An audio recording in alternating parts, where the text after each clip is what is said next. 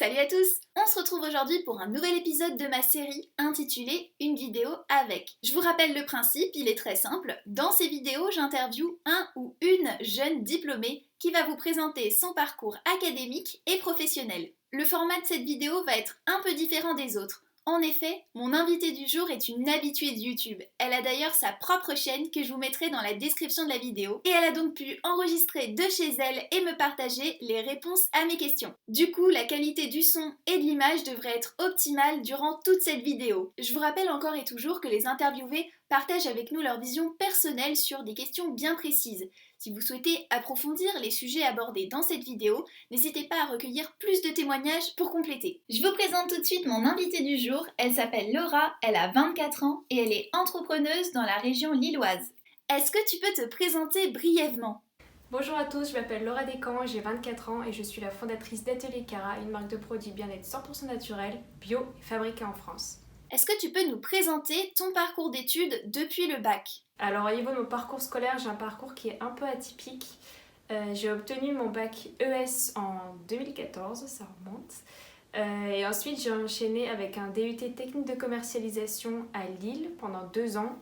Et ensuite, je suis partie à l'Université catholique de Lille où j'ai fait une licence en alternance, donc 1 an de licence pro banque, assurance, finance. Et pour ensuite passer les concours et arriver en école de commerce pour passer mon master à Neoma. Comment as-tu été amenée à faire ce parcours ? Tout simplement parce que je ne savais pas du tout ce que je voulais faire à la fin du bac. Je ne voulais pas m'engager dans 5 ans d'études tout de suite. C'est pour ça que j'ai d'abord fait un DUT qui est très généraliste en technique de commercialisation où on voit de la négo, du marketing, des achats, de la communication pour ensuite savoir où je voulais me diriger. Donc au bout de ces 2 ans, je me suis dit que j'avais plus d'affinité avec tout ce qui touchait à la finance. Donc je suis partie faire ma licence en finance, banque et assurance. Et en plus de ça, je trouvais ça hyper intéressant de pouvoir la faire en alternance et d'avoir un peu d'expérience au bout de la 3e année. Et au bout de ces 3 années du coup et de ces 2 diplômes différents, j'étais enfin décidée à aller en école de commerce. Donc j'avais une idée bien précise de l'école à laquelle je voulais postuler. Donc j'ai passé uniquement le concours tremplin pour obtenir Neoma. Pour le parcours que tu as effectué, quels sont les prérequis d'entrée ? Pour le DUT, du coup, il fallait uniquement une admission sur dossier et un oral de motivation. Et c'était la même chose, il me semble, pour la Cato. Et avoir également son alternance, vu que c'était une licence en alternance. Donc il fallait l'avoir validée avant de pouvoir rentrer en licence pour obtenir Neoma. Donc le concours tremplin, j'ai passé le Taj-Maj, entre autres, et des oraux d'espagnol, d'anglais et un oral de motivation, en gros. Quelles sont les spécialisations que l'on peut choisir ? Alors les spécialisations en école de commerce, il y en a plein. Moi mon master je l'ai choisi en entrepreneuriat pour créer aujourd'hui ma boîte. Sinon il y en a plein, il y a du marketing, du management, de l'audit, de la finance. Moi j'en avais marre de la finance du coup donc j'ai pas pris.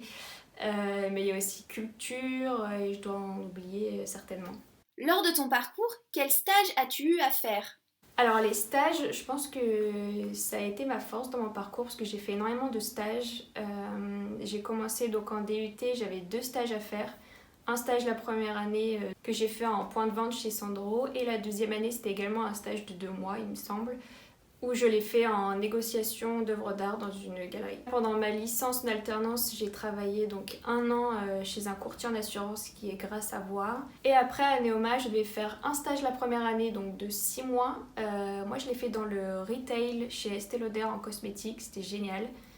Et ensuite la 2e année donc j'ai fait une césure et j'ai fait mon stage chez Filorga toujours en cosmétique mais c'était plutôt dans la médecine esthétique, dans l'organisation d'événements et c'était top également.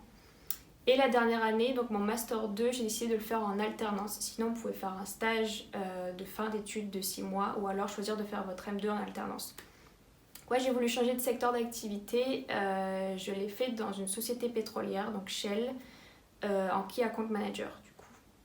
J'ai changé complètement. Je pense qu'avoir fait beaucoup de stages comme ça a été une vraie force de mon parcours. Parce que quand je suis arrivée en école de commerce, donc en Master 1, j'étais avec la plupart des gens qui venaient de prépa et n'avaient donc jamais fait de stage. Et moi, j'arrivais avec à peu près 2 ans d'expérience, parce que j'avais déjà fait 1 an en alternance et j'avais déjà fait 2 stages auparavant. Donc c'est vrai que c'était plus simple après pour trouver d'autres stages dans des grandes entreprises et trouver une alternance plus facilement aussi.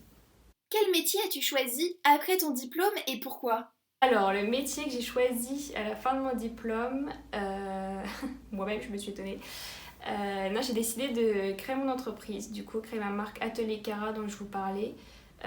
J'étais en alternance donc chez Shell pendant 1 an et je me suis rendu compte que c'était pas ce que je voulais, que j'avais envie de créer ma propre entreprise pendant mon année en spécialisation entrepreneuriat où on apprend justement à créer plusieurs entreprises tout au long de l'année. Factice bien sûr, mais ça nous donne envie forcément de créer la nôtre à la fin de l'année. Je me suis dit que c'était le moment, c'était une période assez compliquée donc avec le Covid et je me suis dit que ça allait être assez galère de trouver du travail à la fin de la crise donc j'ai créé ma boîte. Voilà. Est-ce que tu peux nous partager les grandes étapes de ta création d'entreprise? Alors les grandes étapes de la création d'entreprise, bon, je suis pas non plus experte dans le domaine mais je vais essayer de faire ça très simple. Tout d'abord il faut avoir l'idée, la base, sinon on peut pas aller bien loin. Avoir l'idée et être convaincu par son idée. Faire une analyse de marché, c'est hyper important et il ne faut pas passer outre parce que ça va vraiment être déterminant dans la suite de votre projet. Donc analyser le nombre de concurrents, les prix qui se font sur le marché, la communication qu'il y a dans chaque projet sur chaque produit, les opportunités en général qu'il peut y avoir sur votre secteur d'activité.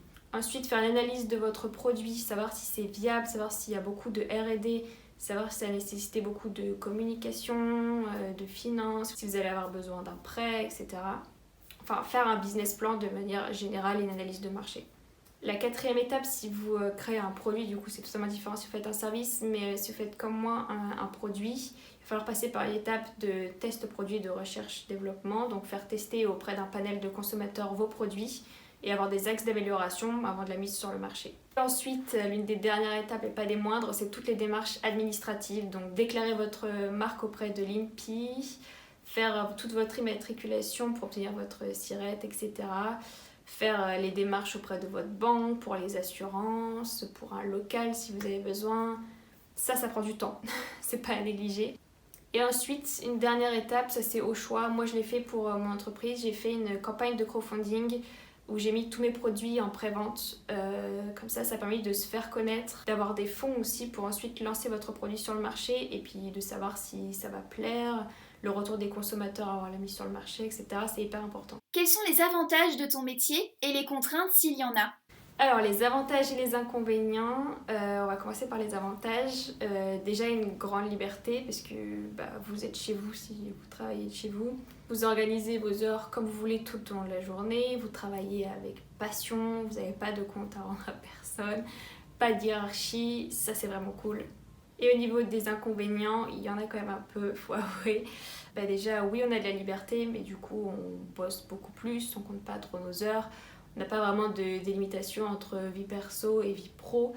Surtout pendant le lancement, on travaille un peu jour et nuit, il faut se l'avouer. Et il y a beaucoup de stress, il y a beaucoup de pression, surtout au lancement du produit. Ça dépend si vous êtes associé à quelqu'un ou pas, mais parfois tout repose sur vos épaules, donc c'est assez stressant. Et dernier inconvénient, si c'est vraiment un inconvénient, mais je dirais qu'il faut être expert dans tous les domaines. Il faut aussi connaître en communication, en marketing, dans tout ce qui est administratif, juridique, dans les stratégies commerciales, etc. Il faut être assez expert dans tous les domaines pour pouvoir toucher à tout et que votre produit se lance dans les meilleures conditions. Quelles sont les qualités nécessaires pour faire ce métier selon toi? Alors les qualités nécessaires pour faire ce métier ou pour lancer sa boîte du coup, je dirais beaucoup de patience déjà.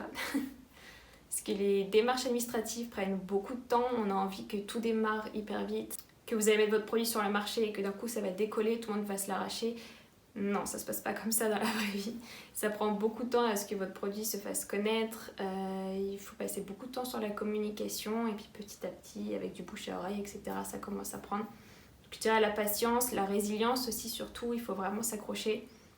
Il y a des périodes où ça va être plus compliqué que d'autres, où on a l'impression que tout ça va sur nous, mais il faut garder la tête sur les épaules et il faut y croire. Ce que je vous disais tout à l'heure, si vous ne croyez pas à 100% dans votre projet, ça va vraiment être compliqué. Quand il va y avoir des coups durs, on a envie de baisser les bras. Et je dirais également la passion et la détermination, ça va avec. Vous n'êtes pas passionné par le produit que vous vendez, passionné par votre boulot, ça va être compliqué d'aller jusqu'au bout et de tenir dans la durée. Et quelles sont tes pistes d'évolution de carrière? Alors les pistes d'évolution dans ma carrière, j'espère qu'elles sont nombreuses. Non, je dirais pour l'instant le développement de nouveaux produits dans ma gamme. Développement aussi au niveau de la distribution dans des magasins spécialisés ou des grandes surfaces, etc. à voir. Et ma double activité qui arrive en 2021 qui sera d'être professeur de yoga, donc ça sera une double activité dans ma carrière. Enfin, est-ce que tu as des conseils pour les personnes qui souhaiteraient suivre la même voie que toi? Alors les conseils, si vous souhaitez également devenir entrepreneur, premièrement le plus important, c'est mettez votre ego de côté. C'est le principal conseil que je peux donner. C'est vraiment écouter les autres, prenez en compte les conseils qu'on a à vous donner. C'est hyper important parce que vous n'êtes pas non plus expert dans tous les domaines, vous ne savez pas tout sur tout. Et il y a plein de monde qui ont des choses à vous apporter. N'êtes pas des œillères en étant trop sûr de vous. Prenez ce qu'il y a à apprendre dans chaque conseil que les gens vont vous donner, chaque livre que vous allez lire, chaque reportage sur l'entrepreneuriat, etc. Je pense que c'est hyper important.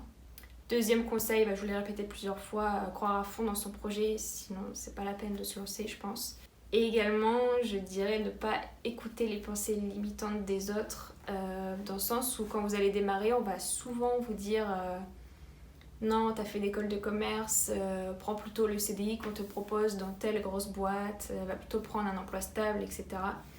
Si vous êtes sûr que vous voulez créer votre projet, si vous êtes sûr que ça va fonctionner et qu'il y a une opportunité sur ce marché, foncez, peut-être que ça va durer 1 an, 2 ans, 3 ans, ou peut-être 20 ans, je l'espère pour vous. Et après, vous allez peut-être retrouver un autre travail, parce que ça va pas être figé, donc ayez confiance en vous et foncez. Merci la boussole de l'orientation pour cette petite vidéo. Nous, on se retrouve sur www.monateliercara.com ou sur Instagram sur atelier.cara. À bientôt! Et voilà pour l'interview de Laura, j'espère que ça vous a plu. Si vous avez d'autres questions sur son parcours, n'hésitez pas à la solliciter, je vous mets son contact dans la description de la vidéo. Et je vous mets aussi le lien vers son site internet pour que vous puissiez regarder le résultat des efforts qu'elle a fournis. Et voilà, cette vidéo est maintenant terminée. J'espère qu'elle vous a plu, n'hésitez pas à me poser toutes vos questions en commentaire. On se revoit très vite, et en attendant, gardez le cap!